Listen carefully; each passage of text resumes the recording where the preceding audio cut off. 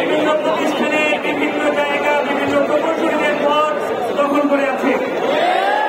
দুঃখজনক ব্যাপার হচ্ছে আমাদের নীতি নির্ধারকরা এই বিষয়ে জানেই না। আমরা এখানে কথা বলতে গিয়েছি, আমরা লক্ষ্য করেছি তাদেরকে নতুন করে সবকিছু বোঝাতে হয়। হতাশার ব্যাপার হলো তারা হতাশা প্রকাশ করে কেন কুয়েট থেকে পাস করে গ্রাজুয়েট বাংলাদেশে পাওয়া যাচ্ছে না।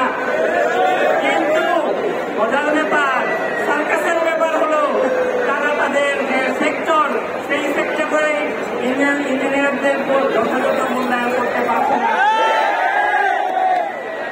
গতকাল আমাদের কুয়েটের সাবেক এলামনাই, বর্তমান এলামনাই আমাদের রকুন ভাইকে স্পষ্টভাবে সকলের সামনে কর্মরত অবস্থায় জীবন নাশের হুমকি দেওয়া হয়েছে।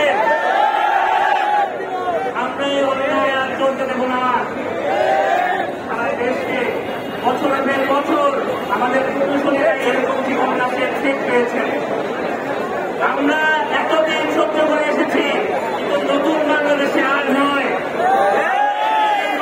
স্পষ্ট বলতে চাই, আপনারা যাদের রক্তের উপরে ক্ষমতায় বসেছেন, দেশকে স্বাধীনতার স্বপ্ন দেখিয়েছেন, কিন্তু আজকে আপনাদের সাথে বসতে আমাদের 6 মাস লাগলো কেন? উত্তর দিতে হবে। আপনারা কি চান আমরা অন্যান্য সন্ত্রাসদের মতো রাস্তা দখল করি? আপনারা কি চান আমরা ভাঙচুরের দিকে যাই, নাকি আপনারা চান দেশের শ্রেষ্ঠ মেধাবীরা সমাধানের দিকে হাঁটুন? আপনারা যে সুস্থ ব্যবস্থা, সেই সুস্থ ব্যবস্থা আমাদের তৈরি করবেন। আজকে রাত 8টা পর্যন্ত আপনাদেরকে সময় দেওয়া হয়েছে। রাত 8টার মধ্যে আপনারা নিজেরা এখানে আসবেন। আমাদের বৈধ শিক্ষার্থীরা এখানে আন্দোলন করেছে।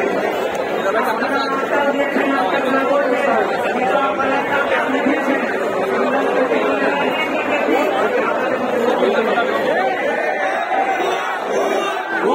Who